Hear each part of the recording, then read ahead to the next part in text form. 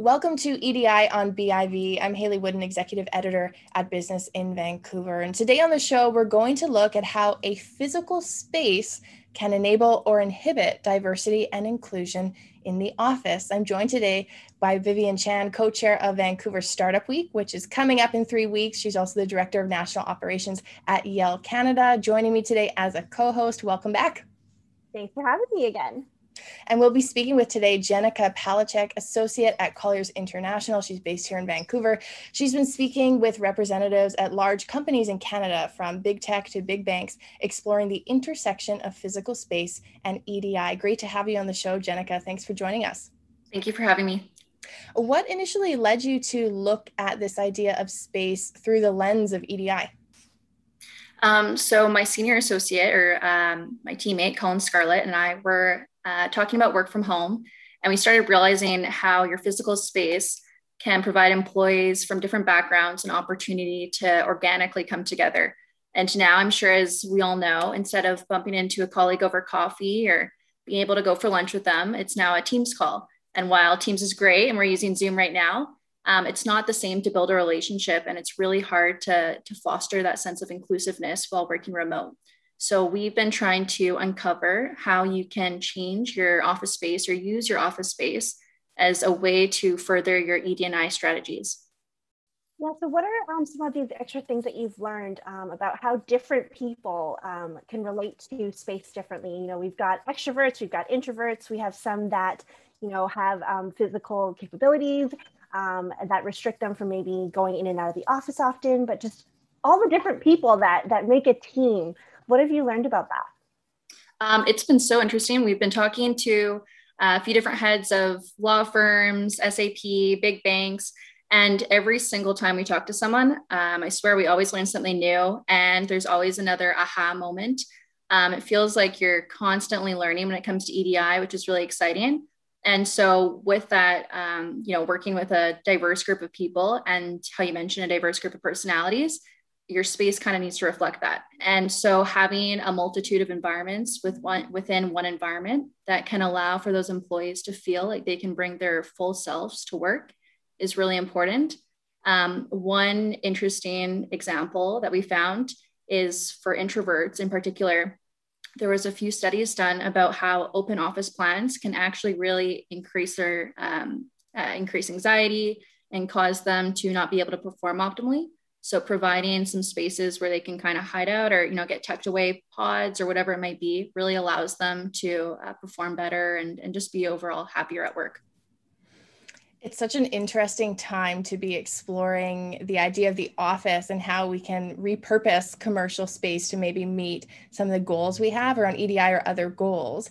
In your conversations that you're having, are these companies looking at, a full return to in-person work and looking at how they can foster EDI in that context? Or are they kind of looking at, maybe we don't need to be full-time in the office, so maybe we can change our commercial space to be something that is almost focused more on tackling issues around inclusion and fostering some of those goals? Yeah, that's a really good point that you make. My teammate and I, we actually had a pitch a little while ago for a company, and they've been looking at COVID as a reset for their company in terms of culture, in terms of ED&I strategies, where they want to go, if they want to pivot. And it's a really good way to look at COVID and kind of make the most of what we've been given. And so from this, we're bringing in our workplace strategy team and trying to figure out any bumps or any gaps that they might have between where they want to be and where they are currently, and bringing in us on the real estate side to hopefully see how we can help as well. Yeah, and from my previous experience, looking for an office space and working with commercial real estate, that was always something that we really struggled with, is finding a space that was available. I mean, obviously you have lease terms and location and everything, but just even the way the office is set up was really, really hard for us to navigate, because we have so many different, personality types and working types and people coming in from all over, the city. What are things, I guess, that companies should kind of look for when they're talking to a commercial real estate, of just being like, hey, this is our team, here's all the different needs? What's the best way for them to communicate that with a commercial real estate firm? I think the first one would be culture. Your office signals what your culture is. For example, one study that we uncovered, it was in CBC News, the Washington Post, a few different articles, Scientific Direct, a bunch of economics articles are written about it. And it's how typically in an office, you'll have the perimeter offices that are designated to more senior executives, which are usually your older, Caucasian males. And then you'll have more so your admin, entry level, juniors, paralegals in the center in the open plan. And this signals a sort of hierarchy and who's most important.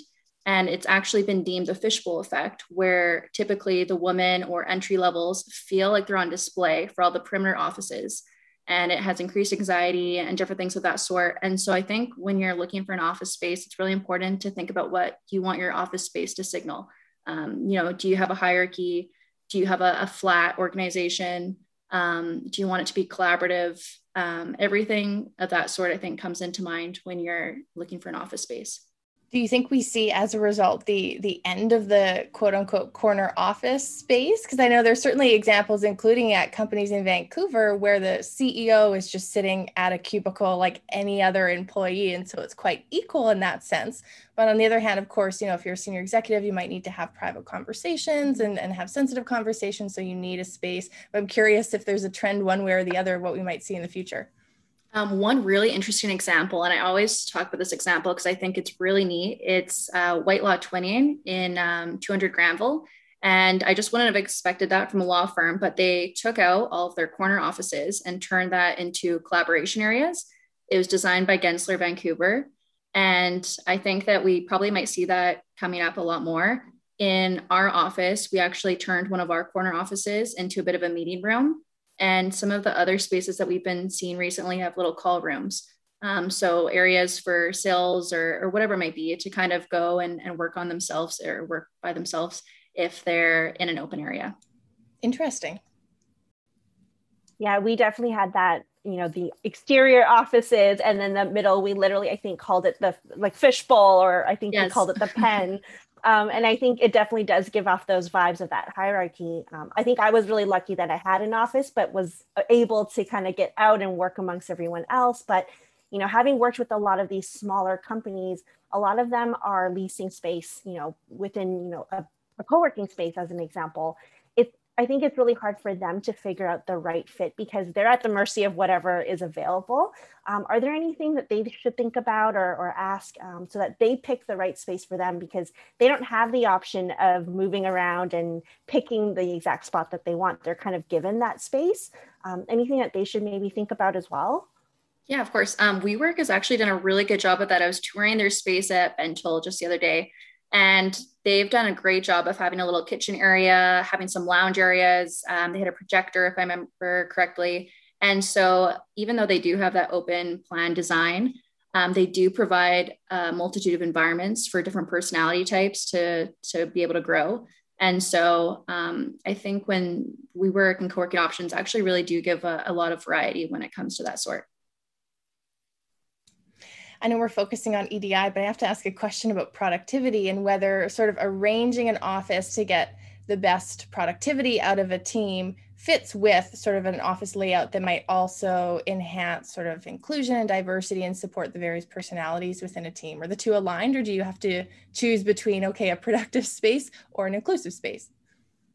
I think the two are aligned. I think that if someone feels included, then they'll be more productive. It's kind of, if you feel supported by your manager and you feel like you're a part of a team and you really do tie yourself with your organization, I think you're going to innately want to just produce better, produce more. You're going to want to stay there longer because you no longer just see it as a place of work. You see it as a community and something that you really feel connected to. So I think that if you do foster that inclusiveness and you can, further ED&I strategies, it's also been stated some of the financial benefits to this. Your performance for sure will be increased, and you'll also see returns in terms of your business. So coming from someone who normally doesn't exactly have, I guess, the ability to make that final call sometimes, for an employee at a larger company and seeing that something may not necessarily work for them or their colleagues, do you have any tips or advice for them to maybe bring up some of these scenarios? Because again, it may be the executive team that's making that decision, or even just that building, and they've decided, no, we're not going to put in that extra washroom or things like that. Anything that they can maybe think about to bring up in conversations? I think the way that you approach the conversation, if you bring it up to a senior executive and you show them how this can benefit the company, how it can benefit the employees, I think anyone would listen. ED&I, it makes sense to be able to make your employees feel like they want to bring their full selves to work, even though it might cost some money for upgrades or whatever it is. And Moser in New York City, they have an incredible office. They have circadian light throughout the office, so it changes throughout the day. There's a Moser-centric app that you can book hoteling desks based on who else you want to connect with and who's in that day. Little things like that, and they're all cost. They weren't too costly, as from what I've heard, but they were actually brought up by different employees and different voices. So I think that if you voice what you're feeling or what you'd like to see in the office space, and it makes sense, I think that there's possibility for it to be changed. I'm curious, Jennica, for your thoughts on whether technology and our work from home has largely enabled greater opportunities for inclusivity and diversity and connection, or whether it has been more of a barrier. And I say that from my own experience. For example, there are certain people I used to communicate with on a daily basis in the office that I've barely communicated with working from home. But on the other hand, I find that I'm also connecting face-to-face virtually with other people that I maybe wouldn't have had a chance to see in the office because we were at different locations or whatever it might be. That's kind of it's interesting. It's certainly a shift, but I'm curious if technology is maybe part of the solution moving forward. Yeah, I completely agree with you, Hayley. I think that there's some pros and some cons. I know for myself, I've been able to join some of our Toronto sales calls, and I would obviously never be able to fly over there to make it for their 8 a.m. meetings otherwise on a Tuesday. So things like that sort, you're able to connect with a more diverse crowd and just people you wouldn't be able to normally connect with. But I think that the depth of those relationships are really limited. You can meet them, you can have a few different meetings, but I think it's very different than grabbing even a 10-minute coffee with someone. Just their energy, body language, cues, things of that sort can't really be replicated through a Zoom call. And I think that while technology is a great bridge for us right now, I think that having an office space, at least for employees to come to every now and then, is really vital for building that inclusiveness. Yeah, it's an interesting point about the depth of connection. I'm thinking back to, it feels so long ago now, but even on your route from your cubicle to the cafeteria, the people you would physically walk by would provide an opportunity to maybe connect with someone, or you'd run into someone in the physical shared space. And I'm curious the extent to which companies are really playing with their layout to structure what might be informal opportunities to meet with people into kind of the patterns an employee might have over the course of a day. Yeah. Sorry. So the question for restructuring the use of technology throughout the day for meetings? Well, and considering also just whether you make layout decisions and structure having the cafeteria or shared space all the way across the building, and that prompts people, it might not be convenient, but prompts people first to get their steps in, but also to pass other people on their way to that shared space, providing maybe opportunities for informal connection. Yeah, I think that a lot of the buildings, at least in Vancouver, you can kind of see a bit of a trend in amenities. Bentall, they improved their gyms recently. They have more amenities for collaboration, a bit of a dog park where you can bring your dog and hang out. Other landlords, Cadillac Fairview, just did some renovations on their rooftop so you can do social distance yoga and different things of that sort. So I think that there's a bit of a trend towards providing your employees an opportunity to collaborate and make those connections. Like you said, while you're walking to work, bump into someone and say hi, and little things of that sort that really seem so small. But when you're seeing that person every single day and saying hi every single morning, maybe it turns into a coffee that eventually turns into a long-term relationship. So providing those opportunities, it definitely seems like a trend. Moving over to some of the kind of mental well-being, not just the physical, but do you have any, data or information about how the different types of workspaces have an impact on a team's mental well-being? Yeah, of course. So the fishbowl effect would be one, particularly for women or juniors, just feeling like they're always on display. Really interesting stat that was in McKinsey was that there was unfortunately less than 5% of CEOs from Fortune 500 companies were female. And most of them were onlys, which is basically you're one of the only women in the room. And with this, they're 1.5 times more likely to burn out. And some of these stats are pretty shocking, just feeling like they always need to be on or whatever it might be.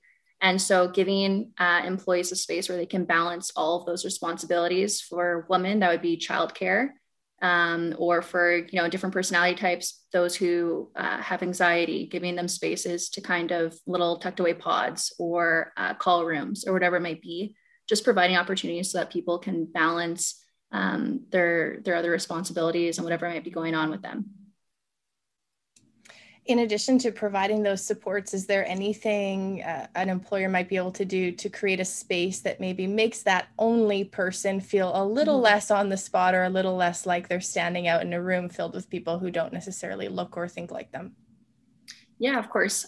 Some really great examples actually on the, topic of a woman and balancing everything is PwC across in Vancouver and across actually North America. In most of their offices, they have nursing rooms or area of rooms for mothers, and they have serene soundscapes, dim lighting, and a kind of place to go and rest for maybe, half an hour between your day before going home, and different things of that sort. I think to make women not feel as if they're standing out, I think just having that layout where people do feel comfortable and they can naturally just gravitate to wherever they work best.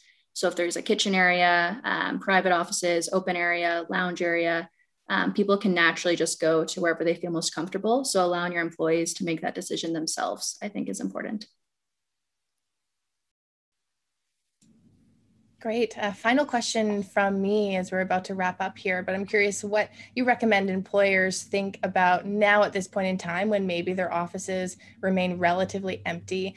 What kind of conversations should they have? What issues should they think about at this point in time when it might be relatively easy to maybe make some layout changes before they staff up fully? I think it would be, like that one company with who we were talking to, it's a great way to look at your COVID period, I guess, now when you're working from home, as a reset. What do you want to see when you go back to the office? Do you want it to be the same? Do you plan on growing? What do you want your culture to look like? Were you happy with what it looked like before? If there's certain areas, if you want more collaboration, then maybe instead of having those corner offices, turn at least one of them into a meeting room or a collaboration area. And if you bring experts on, Gensler Vancouver, or anyone with expertise in this area, I think that they can really help include those accessibility features, and then also just design the future of work that's even better than it was before COVID. And then I guess for me, it's just, your role at Colliers, what are the next things that you guys are going to be looking at and kind of focusing your research on, and being able to share that with everyone? I think EDI will probably be a long journey. It seems like everyone that we're talking to, we've learned a lot already, but there's so much more to learn and there's so much more to go. We have some great initiatives at Colliers that we've been doing, in particular the mentorship program with our hiring. It's more diverse. And so just continuing on that path and making sure that we learn even more, and we can be a part of that change with ED&I. I have this image of the fishbowl stuck in my head. It's such a powerful symbol, but it's so interesting. Jennica, thank you so much for joining us with some insight on physical space and how that can enable or inhibit EDI in the workplace. Thank you. I appreciate you guys having me, and thank you for your time. Thanks, Jennica. Thank you so much. That's Jennica Palecek, associate at Colliers International, sharing with us some of the insights into the research she's doing with her colleagues at Colliers. And Vivian Chan, thank you so much for joining me as a co-host once again. Thanks for having me. Vivian is the co-chair of Vancouver Startup Week, coming up in just 3 weeks' time later this month, and director of national operations at Yale Canada. This has been EDI on BIV. I'm Hayley Woodin, executive editor at Business in Vancouver. Thank you so much for joining us. We publish new episodes of our show every Tuesday, so we'll catch you back here next week.